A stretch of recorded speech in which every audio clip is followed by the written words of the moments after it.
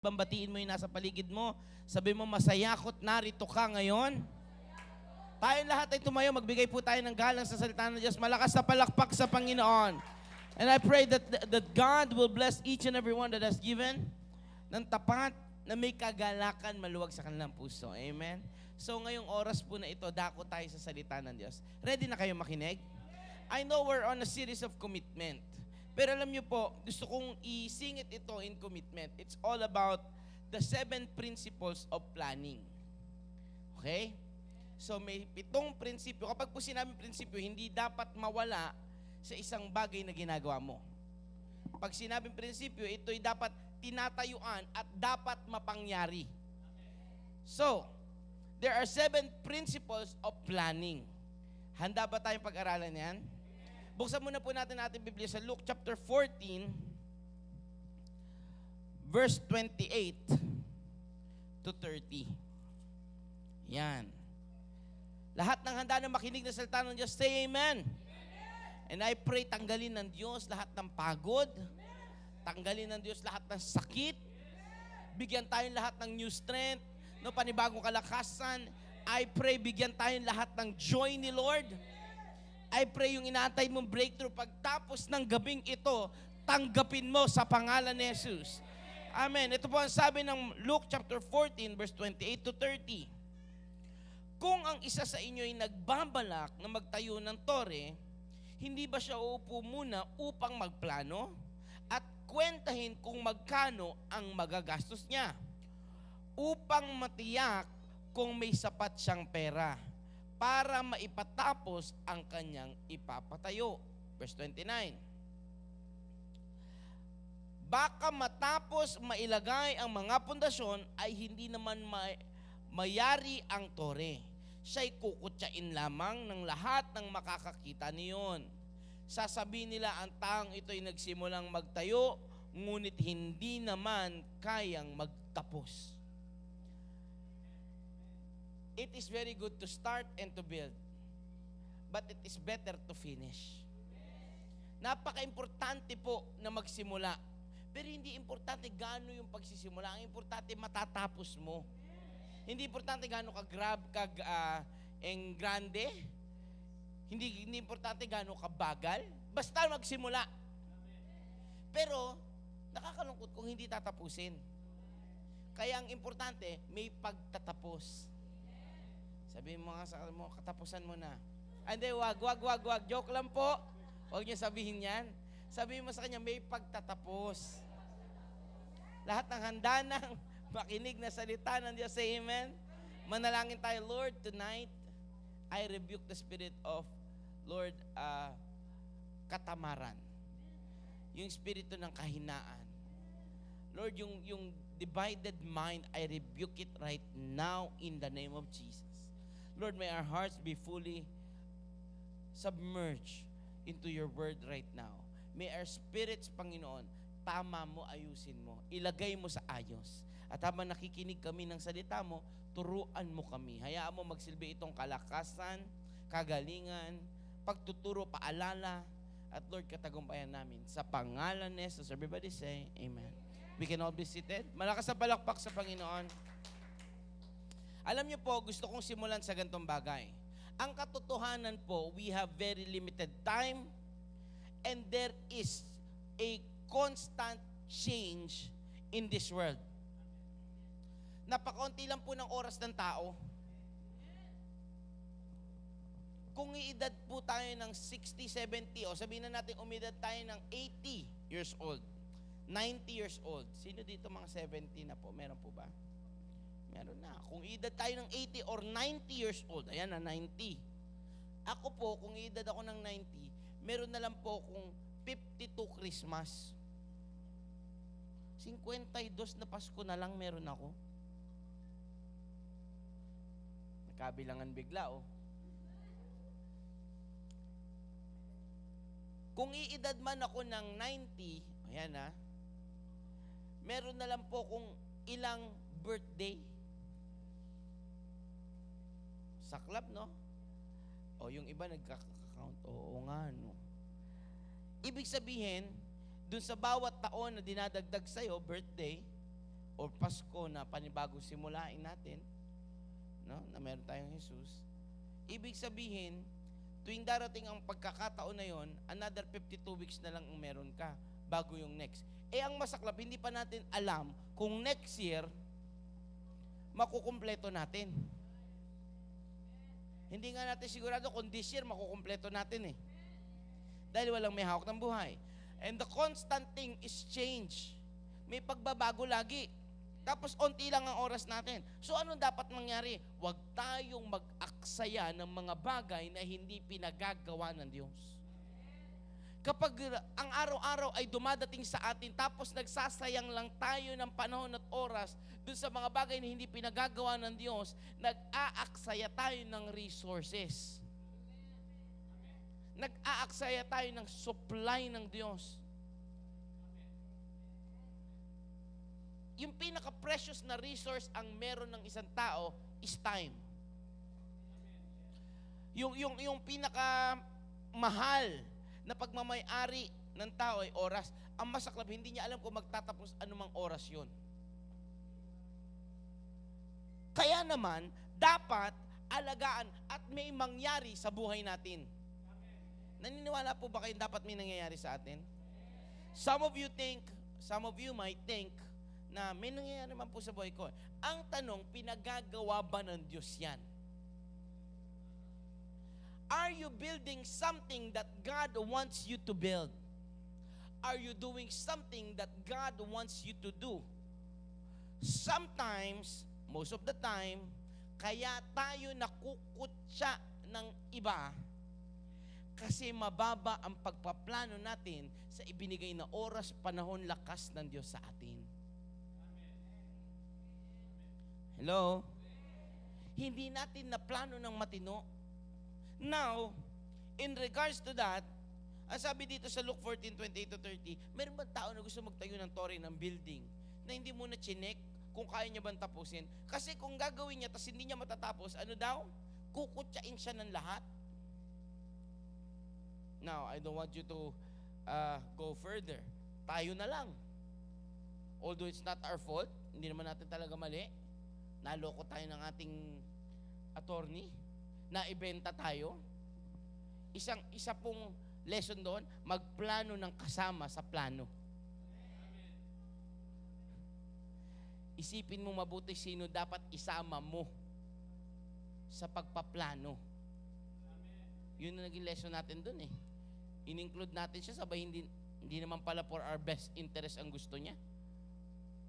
Now, planning gives you a list, a to-do list. Very important po yung to-do list. Tama? Ano ang dapat gawin? Pero alam niyo po, very equally important din is yung what not to-do list. Most of the time, we only plan, nandyan pa po ba kayo? We only plan ang to-do list.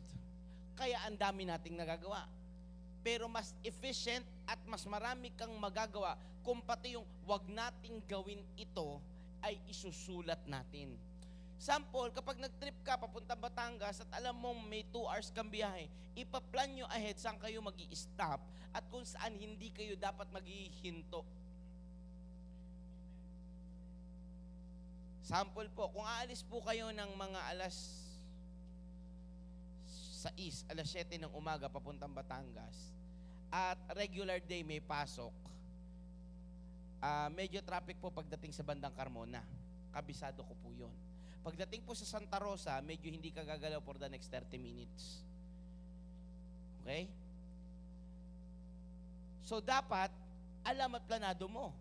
Ngayon, kung, ito po, isa sa mga naranasan namin dahil nagkaroon kami ng plano, family, hindi namin na plano na maigi. Pasko, ang sabi ng mami, bishop, ng time na buhay siya, pumunta tayong Tagaytay, gusto natin doon. Ayun.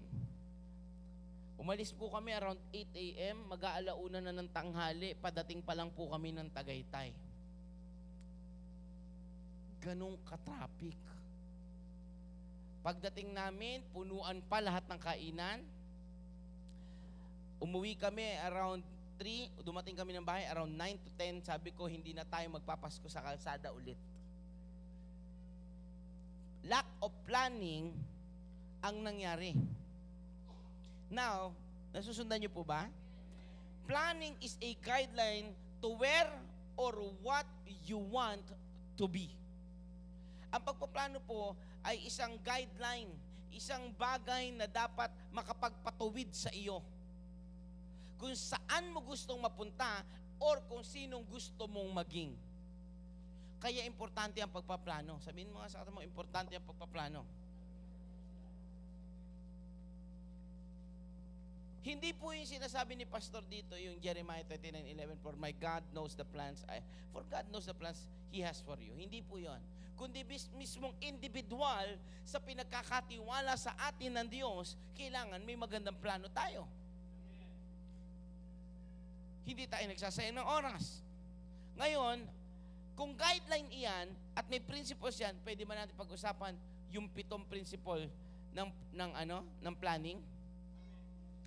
If you're planning, number 1, you must plan to build. Number 1, build. Sabihin mo nga, gumawa. Hindi pwede ang plano lang ng plano, tapos walang, anong tawag doon? Tamad. Bala ko kasing kumain eh. Wala magluluto na kain. Naiintindihan niyo po yon? Gusto kong sumahod kasi ayaw ko magtrabaho. Gusto kong magkapera pero ayaw kong dumiskarte. Lahat ng yon, mabaliwala kung walang gawa. Kaya build. Either build something or build yourself. Planning is part of building process. So what do? We must make a blueprint. Kailangan po ang isang tao merong gustong mangyari. Sino dito nakapagsulat na ng bagay na gusto niyang gawin? Di ba tuwing bagong taon ginagawa yan? Anong tawag doon?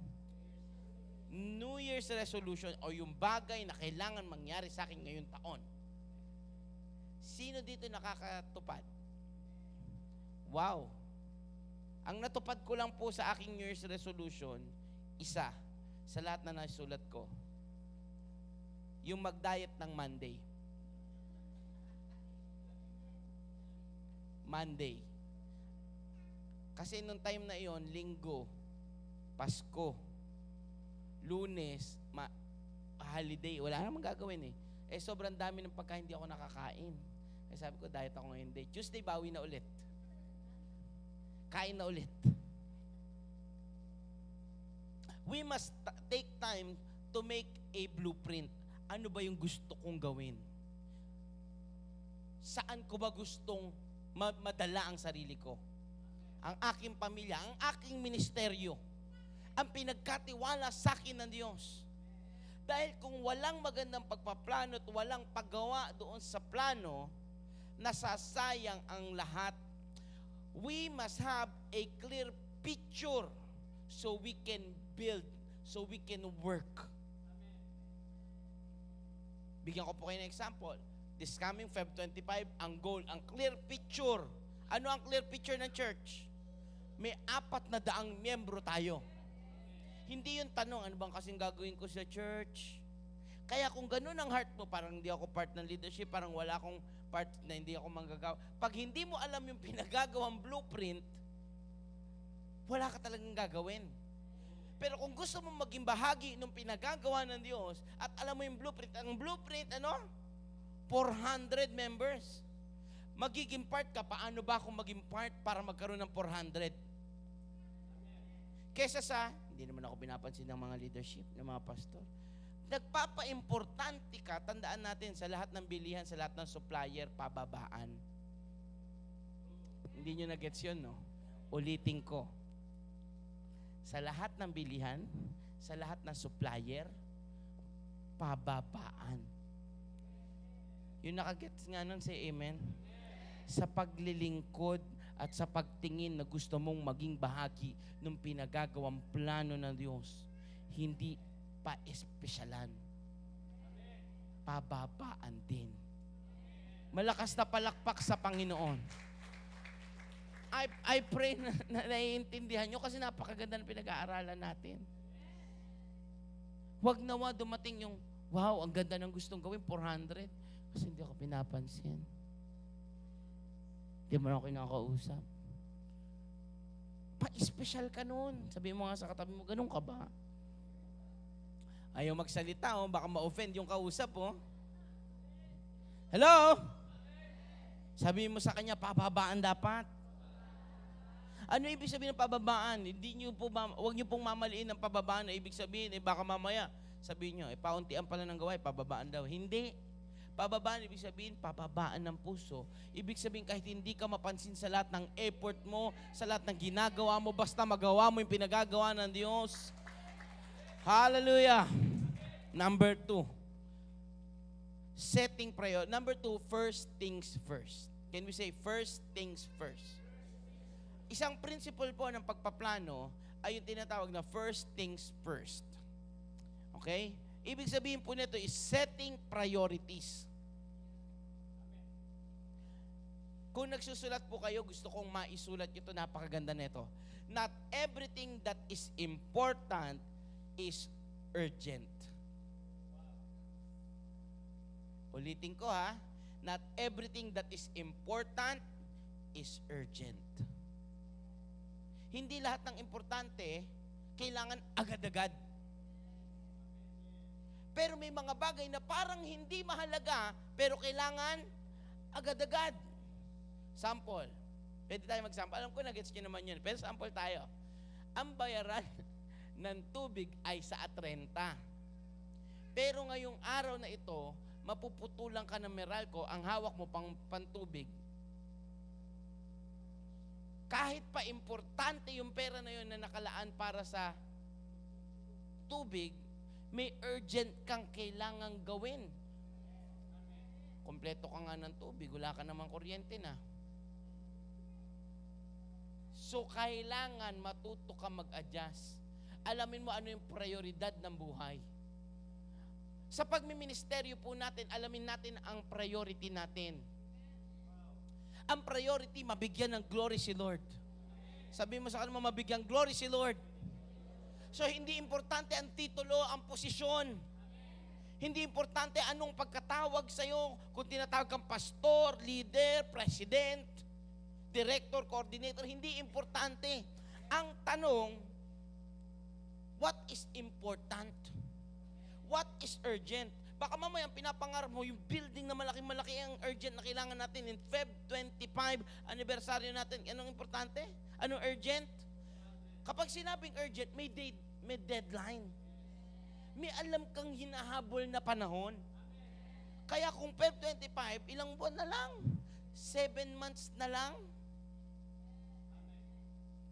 Alam niyo po, July na. Kapag nagsusulat ka ng calendar ngayon, 07 na. Lumagpas na ang kalahati ng taon.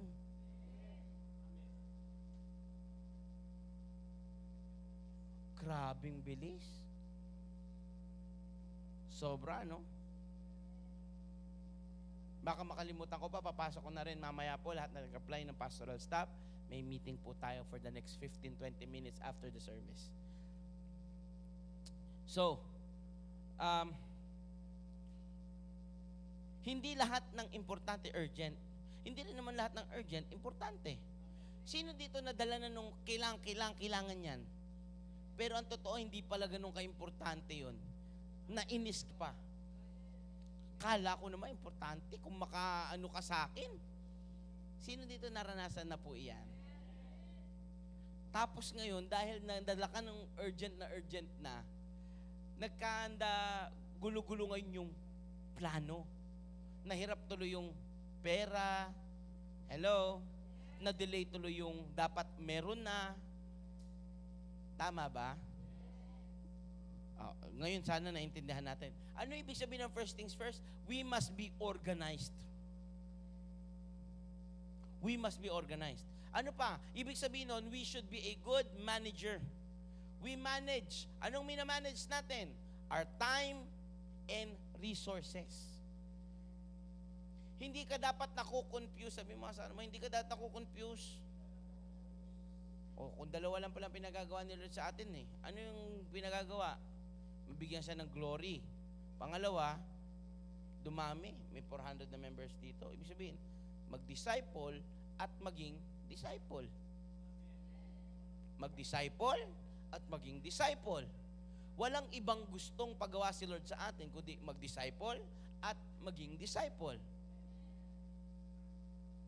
1 Corinthians chapter 14 verse 33. Ito ang sabi, "For God is not a God of confusion, but a God of clarity. He is a God of order." Ang Diyos ay hindi Diyos ng kaguluhan, kundi siya ay Diyos ng kaayusan. Kaya kung hindi maayos ang ginagawa mo bilang isang lingkod ng Diyos, bilang manggagawa, bilang nagmamahal kay Lord, bilang attender ng church, at hindi ka, tawag dyan, wala sa hulog, nasasayang. Hello? And every time we waste something, every time nagsasayang tayo ng bagay, nagagalit ang Diyos. Ba't nagagalit ang Diyos? Ba't kaya nagagalit ang Diyos tuwing nagsasayang tayo? Ang dahilan, kasi siya'y nagbibigay lagi sa iyo ng tama at sapat. At yung sobra sa iyo, pagpapala mo para sa iba. At kung sinayang mo yung para sa iyo, paano ka pa magiging pagpapala sa iba? Naintindihan ba natin? Lahat na nakakasunod sa amen, palapakan natin malakas ang Panginoon. Tingnan niyo po, babasahin natin yung Luke chapter 14 verse 28. Ang sabi dito, hindi ba siya'y, kung ang isa sa inyo nagbabalak na magtayo ng tore, una, nagbalak, ibig sabihin, he build, he make a blueprint. Pangalawa, hindi ba siya uupo muna upang magplano? Nagplano, first things first. No? Number three na tayo ha. Not everything is in a hurry. Hindi lahat ay minamadali. Yung iba gusto kagad resulta. So number 3 natin is sit down. Kapag nakaupo ka, wala kang mapupuntahan, di ba? Hindi mo kaya magmadali pag nakaupo ka eh. Tama ba yan? Anong mangyayari? If we sit down, hindi po number 3 stop ha. Hindi po. Kundi sit down ang number 3 natin. Sit down. Para ano mangyari? Clear your minds first. Take time to rest. Take time to analyze. Ano yung analyze sa Tagalog? Pag-isipang mabuti. Unawain. Pag alam natin at naunawaan natin ang pinagagawa ng Diyos sa atin bilang mga lingkod ng Diyos. Hello? Pag alam natin ang pinagagawa ng Diyos, na-analyze natin, naunawaan natin, hindi ka magmamadali, kundi lahat ng iyong lakad. Sabi ng salita ng Diyos, every step of a good man is ordered by God. Ibig sabihin, hindi ka nagsasayang punta dito, punta doon, gawa dito, gawa doon. Pagtapos nun, hindi naman napupunta para sa pinagagawa ni Lord. Sample, practice ka ng tugtog, sayaw ka ng sayaw, plano kayo ng plano ng special number, gusto nyong mag-fellowship, hindi naman kayo dumadami. Meron po ba nakakaintindi? Pastor, meron kami mga plano, gusto namin gawin to. Hindi naman yun ang blueprint. Ay, anong blueprint ba ng church natin ngayon? Para simple lang, WTS. Anything na hindi including ang WTS, delete mo na. Waste of space. Pastor, yun talaga nilalagay sa heart ko. Baka pinatatawag ka ni Lord magtayo ng church mo. Yun ang pinalalagay sa iyo eh. Wala na umamen. Kung pinagagawa sa atin ng Diyos ito, Pastor, baka sa inyo lang pinagagawa. Kung sa akin lang po pinagagawa ito, maraming tao na hindi sana nakakilala through that. At kung sa akin lang pinagagawa ito, sana hindi kinonfirm ni Mami. Yun lang. Sabi mo sa kanila, yun lang. Ang inaantay natin lagi, results. Alam niyo po, tinuro ko ito sa lahat ng nagdi-discipleship. You cannot, prove anything. But you can only give evidence. Parang walang nagdi-discipleship dito Lahat ng nagdi-discipleship say amen. Tama ba? Naturo ko na ba yan? Kundi lahat ng bagay na sasabihin mo, pag walang evidence, ano? Ano yon? Haka-haka mo lang. No? Isipan mo lang. No? Say mo lang yon. Pero walang ebidensya. Ang problema, ito po ang magandang balita. Sa pagda-WTS natin, may ebidensya naman. Marami naman naligtas. Amen? At kung ito ang pinagagawa ng Diyos, tapos parang hindi mo heart, sit down. Clear your mind. Kunin mo yung 7 principles of planning, yung number 3 doon, sit down. At sabi doon sa talata mismo, hindi ba siya uupo muna upang magplano at kwentahin kung magkano ang magagastos niya upang matiyak kung may sapat siyang pera para maipagtapos iyon? Translated into spirituality, hindi ba siya upo muna at susuriin mabuti kung pinagagawa ba ni Lord ayon ba sa salita ng Diyos? Na ayon ba sa utos ng Diyos? At kung may sapat ka ba, kaya nga tayo nag-aaral sa discipleship, kung may sapat ka bang kaalaman para ma-share iyon, tama ba ang heart mo para magawa yung pinagagawa ni Lord?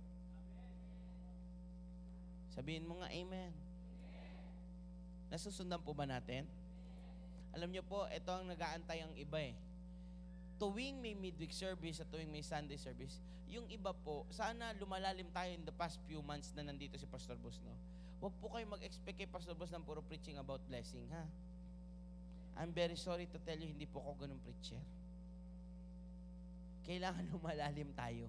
Kasi sa paglalim at pagkakilala mo sa Diyos, doon ang tunay na pagpapala dumadating. Hindi po ako galit sa blessing. Hindi.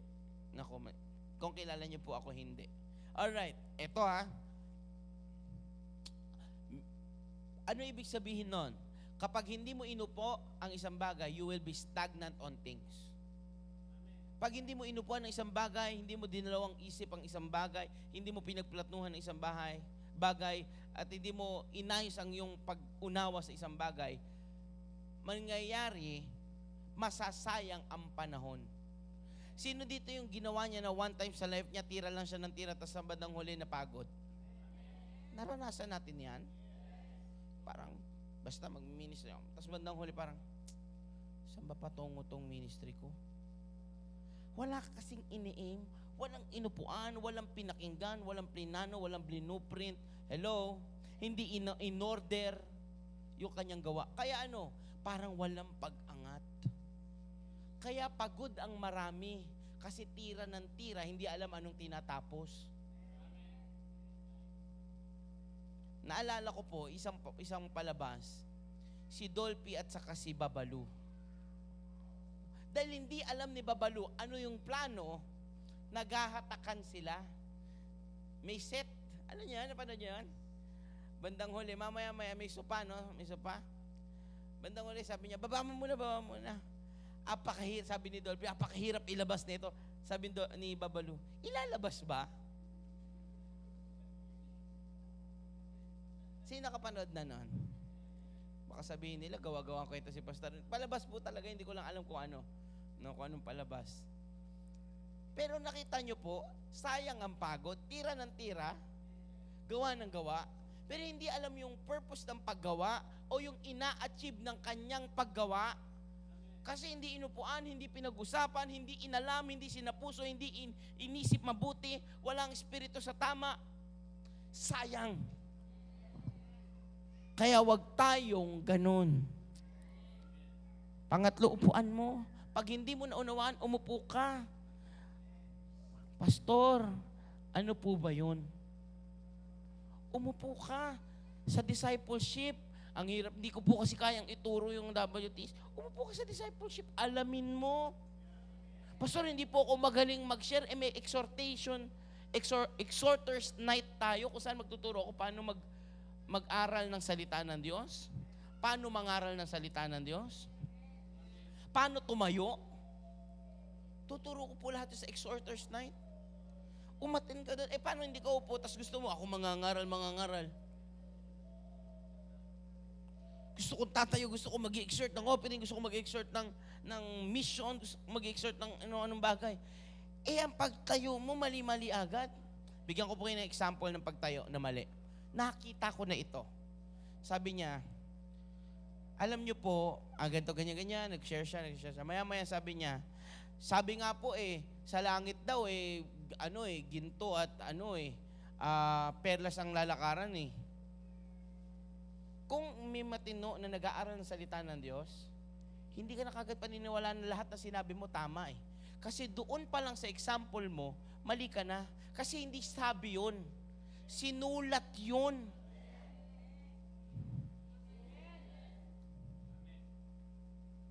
Nagets niyo po yung difference? Upuan mo. Pag-isipan mo. Anong gagawin ko pagtas ko pag-isipan? Isa puso mo yung pinagagawa ng Diyos. Tapos balik ka sa number 1. Gumawa ka na ulit. Hello?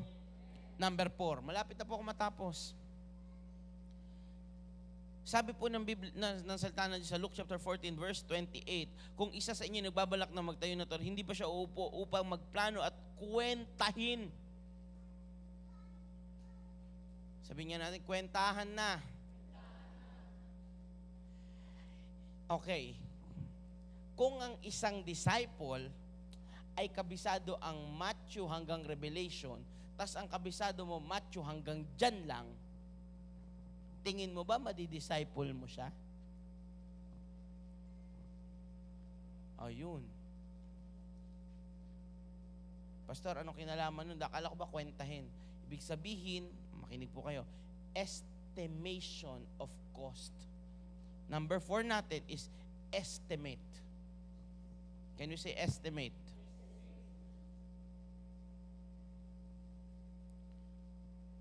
Ano ibig po sabihin ng estimate? Doon sa paggawa ng bagay o paggampan ng pinagagawa ng Diyos. Set your mind. Di ba kung alam mo ang gastusin ng isang kainan, kunyari ay Jollibee, 2 kayong kakain, mababa ang 200. Hindi ko alam Tama po ba yon? Tama po, no? 2 tao, 200 na kagad ngayon Dahil sa after discount ng mga senior, abot ng mga 150, 160. Depende pa sa order yon. Ngayon, kung hindi mo na pagplanuhan, umorder ka ng umorder, ang dala mong pera ay 200, tas ang na-order mo ay worth 300, ano sasabihin mo maya-maya? Patanggal nga po, pa-void nga po niyan. Wag na po pala ito. Sa isang tao, makinig po tayo Sa isang tao na gustong mag-disciple, tapos kulang ang dala niyang bala para i-disciple ang isang taong high cost. Pag sinabing high cost, may alam. Matalino. Madali. Hindi mo kayang ma-persuade man lang. Sana nasusundan niyo po ito. Kaya ang nakukuha ng iba sa atin, yung mga taong kahit anong sabihin mo, amen. Amen. Kahit sinabi mo, mamamatay ka, amen. Ha? Wait lang, ano sinabi niyo po? Nagets niyo ba yon? Hindi natin gusto yung ganon. Kailangan disciple ni Lord. Bakit po mataas ang pagkakatawag ng disciple? Isipin nyo, lahat ng 12 nagpakamatay. Hindi nagpakamatay, namatay para kay Kristo. Ang isang disipulo, sobrang pagkakilala na kay Jesus, hanggang buhay nila handa na itaya. Ibig sabihin, sagad-sagad mula sa resources, hanggang buhay kayang ibigay. Malabo nyo pong sabihin na mahal ko si Lord, handa ko ibigay ang buhay ko sa Kanya. Sana marinig nyo to, napakaganda nito. Malabong sabihin ng isang tao na mahal ko si Lord, handa ko ibigay ang buhay ko sa Kanya. Sino dito yung ganyan? Handa niyang ibigay yung buhay niya para kay Lord? Kaya mo ba ibigay lahat ng ari-arian mo? Kung yung nahahawakan mong pera, hindi mo kayang ibigay kay Lord, yung buhay pa kayang hindi mo namang nahahawakan. Hello? Lahat na minaintindihan, palakpakan natin, malakas ang Panginoon. Always there's a solution. So pag nag-estimate ka, may laging solusyon. Di ba minsan, sino dito nagkwenta na ng pamamalengke? Yung may bibilin ka, tapos may budget ka, tapos may solusyon, anong ginawa mo doon sa iba? Wag na to, sinigang pa din naman yan. May solusyon, di ba? Sino dito nakakaranas ng ganyan? When you estimate, you know there's always a solution. Hindi lahat naman. Sa pagdi-disciple, hindi naman lahat kailangan kabisado mo talaga yung buong ano. Yung iba ang gusto, ang hinahanap kaibigan, kaya mo siya madi-disciple. Yung iba ang hinahanap tatay, nanay, o yung iba hinahanap isang iglesia na mag-akaruga sa kanya, tutulong sa kanya. Yung iba pagkain lang, sapat na eh. Naintindihan po natin? And from that starting point, alam mo, magiging disciple siya. Amen? Oh, Proverbs 29:20. Proverbs 29:20, nak.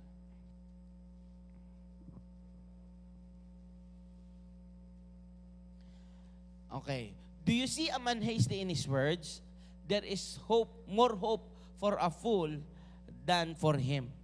Ang sabi doon, kung meron kayong nakitang taong mabilis magsalita, mas may pag-asa, yung hindi daw nag-iisip, yung salita ng salita, may pag-asa pa, mas may pag-asa pa ang isang taong hangal kaysa sa kanya. Bakit? Pag ang isang bagay hindi mo pinag-isipan, hindi mo inupuan, hindi mo ginawa, hindi mo inestimate, gawa lang na gawa, tira lang tira, salita lang na salita, mapapahamak. Kaysa isang taong walang alam, na nakaupo, bihirang kapahamakan nun eh. Sa tabi lang yun eh. Naintindihan natin? Kaya yun sabi diyan eh. Ngayon, ano ibig sabihin when we say estimate? Be responsible. Kasi yung outcome ng isang bagay, pag hindi mo natansya, either babagsak, kita niyo po may mga taong inabot tayo sa church. Nandyan po ba kayo? May mga taong inabot tayo sa church dahil hindi nyo natansya yung kanyang pag-uugali, puso niya natisod.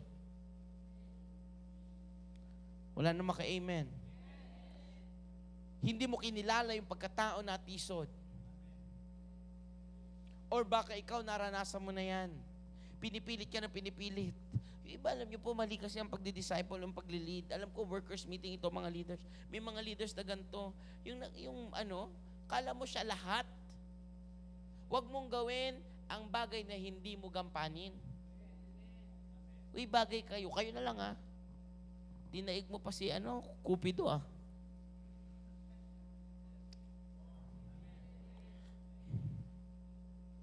Dahil lang sa salita kang salita at piling mo, gawa ka ng gawa, tingin mo may mangyayari. May mga tao rin natisod. Kahit naman legally naman sila, kunyari sample po sa loob ng church, 29 na yung babae, 32 na yung lalaki, sabi, bawal kayo. Ayun, nawala sa church. Pero sila pa rin.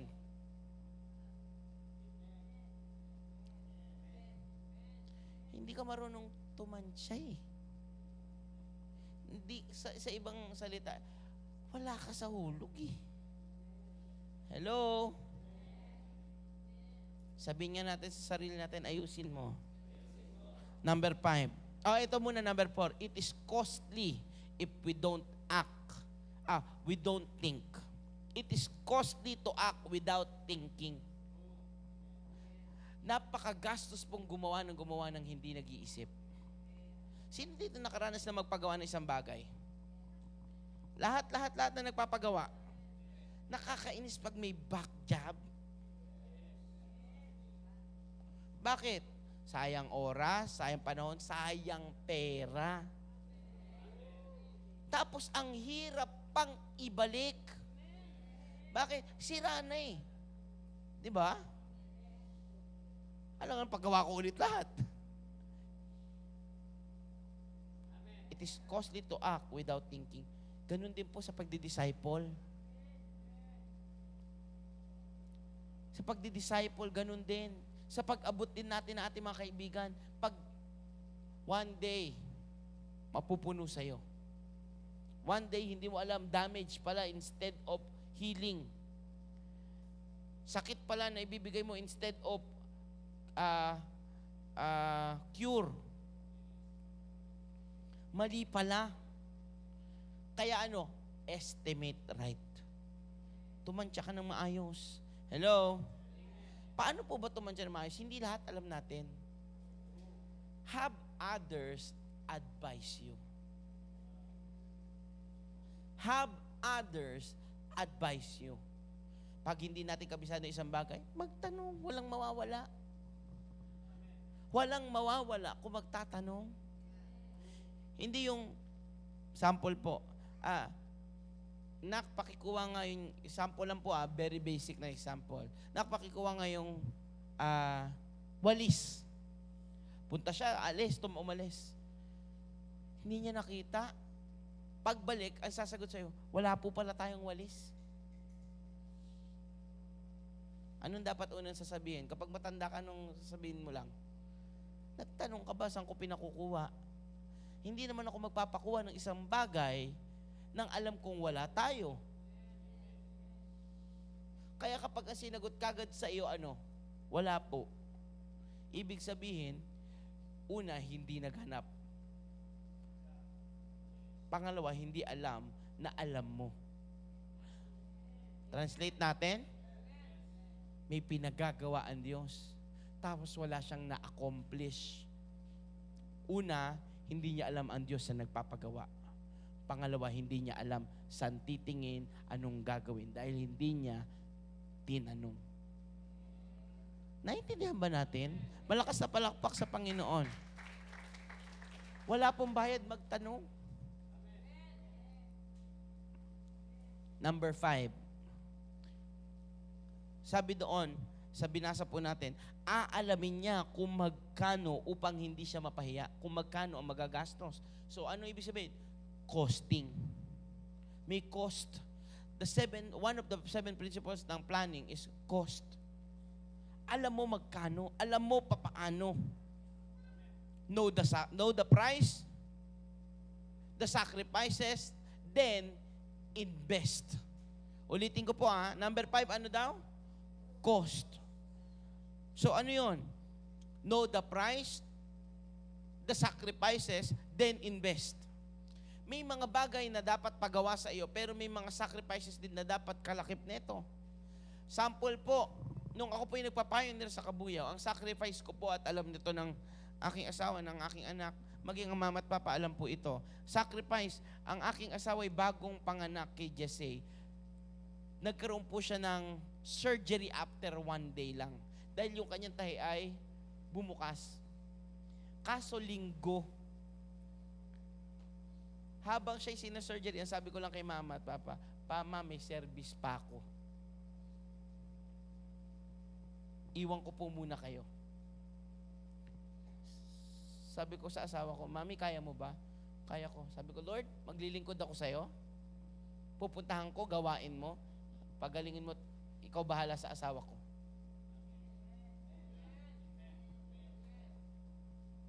Gawain lang. Yung sa iba po ganito ang isip. Gawain lang naman yung maintindihan ako ni Lord.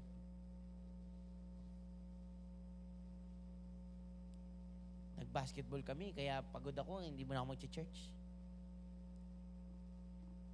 Sabi mo sa kata mo, yun lang. Baka sabihin nyo, isang beses lang naman yata yung pastor, kaya nagawa mo. Hindi. Pangalawang beses na Asian Medical Hospital kami. Andiyan si Ate Teresa, kung alam narinig niya to, kaya niyang patunayan. Diyan din po ang mama at papa.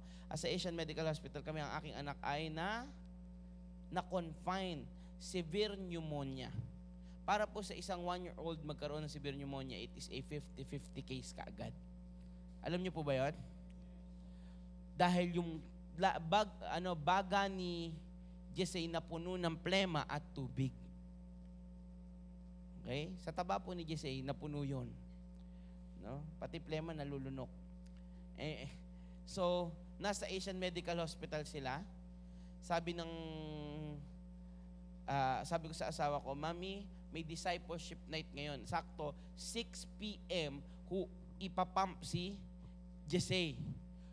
Itutubuhan siya para tanggalin yung lahat ng plema. Sabi ko sa kanya, Mami, pagagalingin ni Lord yan. Pumunta ako, humarap ako sa lahat ng tigakabuyaw po nung time na iyon. Kaharap ko sila, nagdi-discipleship ako, nakipagtawanan pa ako, napagkainan pa ako. Pagtapos noon, sabi ko lang pag-uwi ko, Lord, alam ko magaling dadatnan ko, maayos na yung anak ko. Pagdating ko sa ospital, naka-dextrose na yung anak ko, tumatawa. Alam mo yung sacrifice eh. Tapos gusto mo mag-disciple, tapos yung disciple mo, pupuntahan mo, medyo malayo sa iyo, hindi kami mag-meet, pastor. Yung time niya, hindi ko time. Galing pa po kasi akong trabaho. Pagod na ako, 11 pa daw out niya eh. Kung gusto mo makapag-build ng building, kung gusto mo makapag-build ng ministry, ng gawa mo sa Diyos, know the cost and learn to invest. Kasama sa pag-i-invest, yung sacrifice. Hello? Pastor, ito lang yung kaya kong i-sacrifice. Alam niyo po, the great example of an ultimate sacrifice is Jesus Christ. At sabi na sa salita ng Diyos, nasa langit siya. Komportable. Diyos pa rin siya kahit hindi niya tayo iligtas. Walang magbabago at walang madadagdag sa Kanya kahit ano. Walang mababawas sa Kanya kung hindi niya man tayo iligtas. Gayon pa man. Dahil gayon na lamang ang pag-ibig ng Diyos. Hello? Malakas sa palakpak sa Panginoon. Anong binigay niya?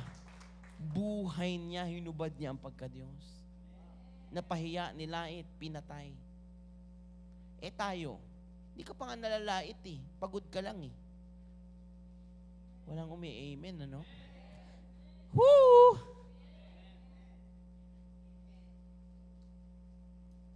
Si Lord dinuraan. Grabe yun. Noong time na yon, I could only imagine, na-imagine nyo ba? Sa langit, yung mga anghel, may hawak ng mga espada. Kinakanyan nyo, nanggigigil. Naintindihan nyo? Tapos si Jesus bilang tao, sinasabi niya, tumigil kayo dyan. Ginagawa ko tong sacrifice na to dahil mahal ko sila. May pinagagawa sa akin ng Ama.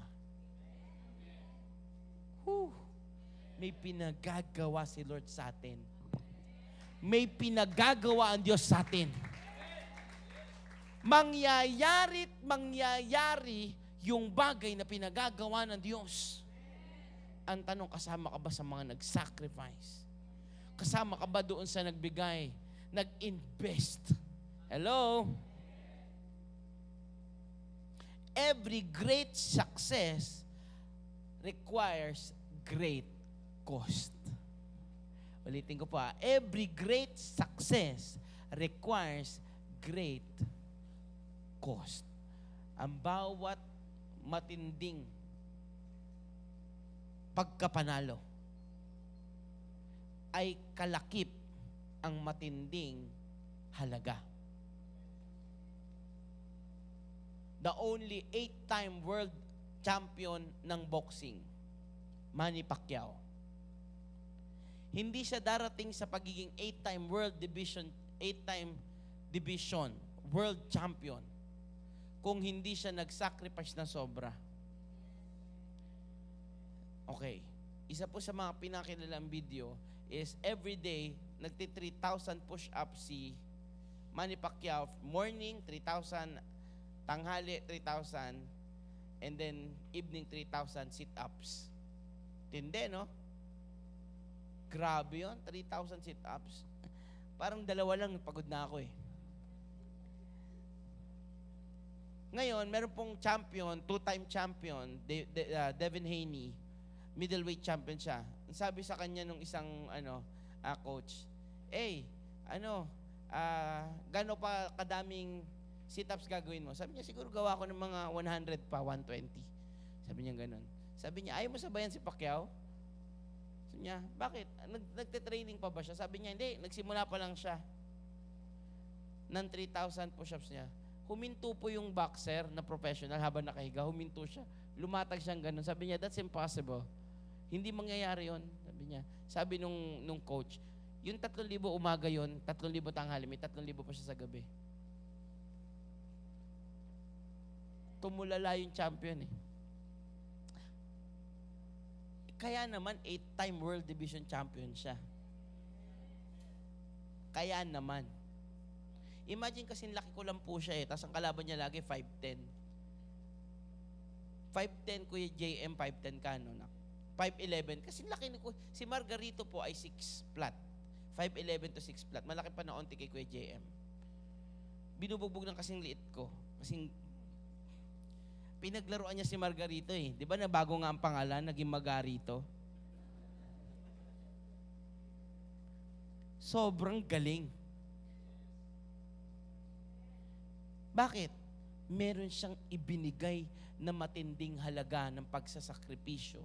Kaya naman matindi rin ang success na ibinigay sa kanya ng Diyos. Kapag prinsipyo ang pinag-uusapan at sabi ng Biblia ang pinagkakatiwalaan sa maliit, pinagkakatiwalaan sa malaki. Ibig sabihin kahit sa maliit na sakripisyo, maliit na halaga ang binabigay sa iyo. Kaya hanggang malaki ang sakripisyo ang pinagkakatiwala sa iyo ng Diyos. Halaga na pinagkakatiwala sa iyo ng Diyos. Matindi rin ang pagpapala. Kaya anong ibig sabihin? Galingan natin. Sabihin mo nga sa 3 tao sa paligid mo, galingan natin. Number 6. Ito po ang problema sa maraming gustong maglingkod kay Lord. They don't know if they have enough. Anong ibig sabihin nun? Number 6 natin, having enough. Ang problema sa marami, hindi alam kung meron pa ba sila. Marami po sa atin, hindi na napupuspos.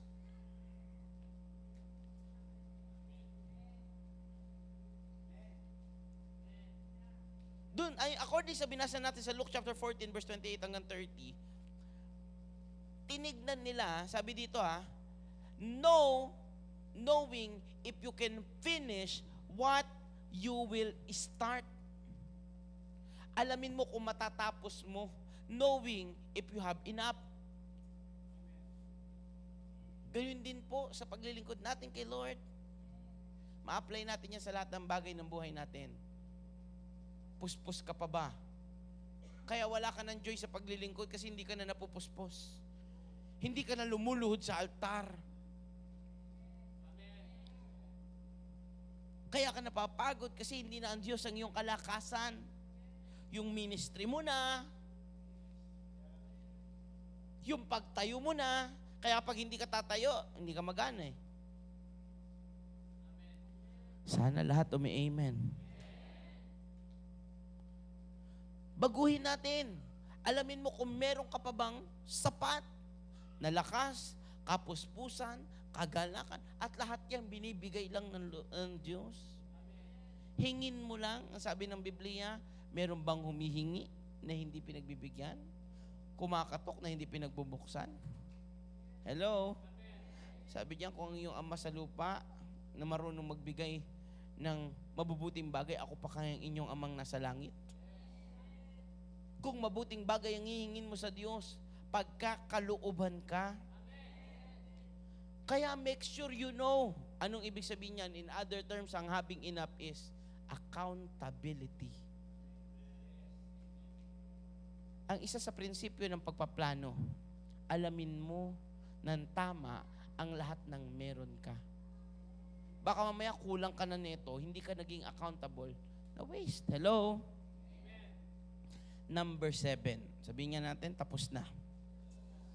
Number 7. Lahat nakakasunod sa amen.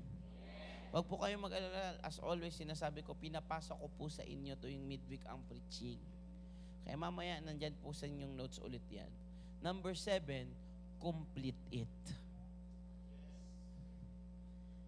Sabihin nga natin, complete it. Sabi dito, finish what you started.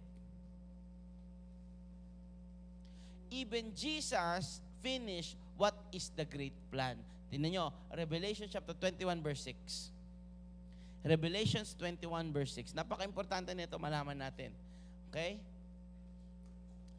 And He said to me, it is done. Si Jesus po ito And He said to me, sinasabi niya din si Jesus, it is done. Kahit si Jesus, tinapos ang pinagagawa sa Kanya.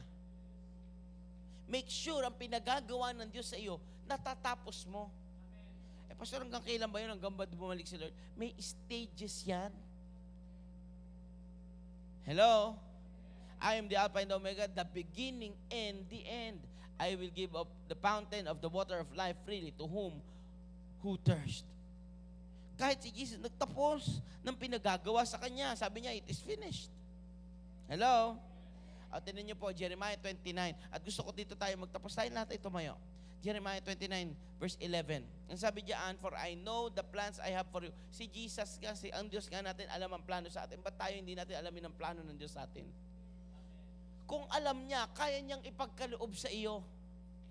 At ang magandang bagay, ang church hindi nalalayo sa pinapagawa ng Diyos sa bawat Kristiyano. The Great Commission is very simple, to make disciples into all the world, baptizing them in the name of the Father and the Son and the Holy Spirit. Hello? Jeremiah 29:11, ang sabi niya, for I know that the plans I have for you, declares the Lord. Plans to prosper you and not to harm you. Plans to give you hope and a future. May plano si Lord na hindi ka masaktan. Isipin mo yun. So kapag ka masasaktan ng bulsa mo, hindi plano ni Lord. Pero lang sa pagsasacrifice ng pagbibigay. May plano si Lord na pagpalain ka. Plans to prosper you. Grabe. Si Lord may planong pagpalain ka, ikaw wala. Huwag kang papayag ngayong gabi. Lord, kung ikaw may plano sa amin, hindi ako masaktan, hayaan mo, Panginoon, magtiwala kami sa iyo. Lord, ikaw nga may plano sa amin, pagpalain kami. Lord, gumawa kami para pagpalain kami. Lord, ikaw nga may plano sa amin, bigyan kami ng magandang kinabukasan at pag-asa. Kami rin magkaroon ng plano.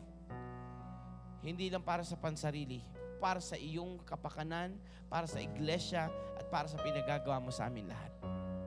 Sino dito handang tumanggap ng plano ng Diyos? I pray those 7 principles, hingin natin kay Lord. Bakit? Paano natin hihingin? Basahin mo yung 12. Ang sabi ng Jeremiah chapter 29 verse 12, and you will call to me, and I will answer you. Sabi niya, at ikay tatawag sa akin, at ako na may sasagot sa iyo. May kasagutan sa pagtawag kay Lord. Ang plano nang gagaling sa Kanya, pero maganda yung plano mo according sa plano ng Diyos. Huwag mo kakalimutan ng mga bagay na yun. Baka mamaya may kulang na sa iyo. Mamaya hindi ka gumagawa, plano ka lang ng plano. Mamaya hindi mo kayang i-prioritize, hindi mo kayang ayusin ang pinagagawa ng Diyos sa iyo. Hindi ka marunong lumugar. Baka mamaya yung importante pinagagawa, ginagawa mo yung mga bagay na hindi pinagagawa. Baka mamaya may pinabibilis na gawin mo na kay Lord. Isa sa mga urgent things na pinagagawa ng Diyos, magpatawad. Uulitin ko po, isa sa mga urgent things na very important pa, hindi lang important na pwedeng pagpabukas, kundi agad-agad. Isa sa mga urgent things, magpatawad. Bakit magpatawad? Sabi ng Biblia, hindi ko tatanggapin ang iyong pagsamba kung hindi ka muna magpatawad. Sabi doon, bitawan mo muna yung mga sakripisyo at humingi ng tawad sa mga nagawa mo na mali o nakasakit sa iyo. Saka bumalik at mag-sacrifice ng papuri. You will call to me and I will answer you. Gusto mo sagutin ka ng Diyos, tumawag ka sa Diyos. Lord, may plano ka nga sa amin. Lord, bigyan mo ko ng plano. At Lord, yung plano mo sa church, maging bahagi ng plano ko. Yung pinagagawa mo sa amin individually, Panginoon, maging plano mo sa buhay namin. Salamat, Panginoon. Ito po ang pinakamagandang balita, Philippians 1:6, and I will end with this. that He, hello, kung sino man ang nagsimula ng mabubuting bagay sa buhay natin, sisiguraduhin niyang tatapusin niya iyon para sa kaluwalhatian ng Diyos. That He who began a good work in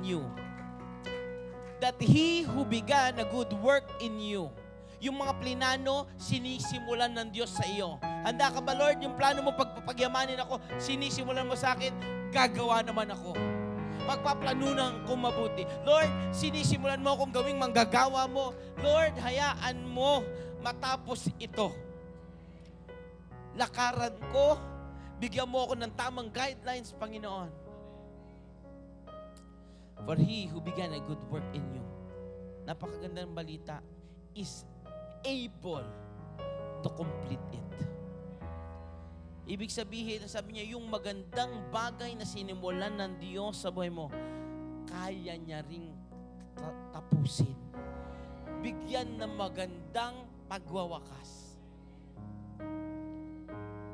Hindi yung nasimulan, tas nabaliwala, kundi sinimulan ng Diyos ang bagong yugto ng JTG Mother Church, ng bawat individual sa atin dito. Hayaan natin ang the end, Lord, Ikaw lang ang gumawa. Naluwalhati kayo, na declare, hindi pagyayamanin ng church na hindi rin kayo pagyayamanin. Kung ang church natin, nasabi ng Biblia, no, uunahin mo ang iglesia ng Diyos, ikaw hindi kayo huli ng Diyos. Hello? Mga kapatid, ayusin natin. May plano si Lord, maging plano ni Lord, maging plano natin sa buhay natin. Can you just raise your hands and I would like to pray. Lord, tonight, hayaan mo, Panginoon, sa lahat ng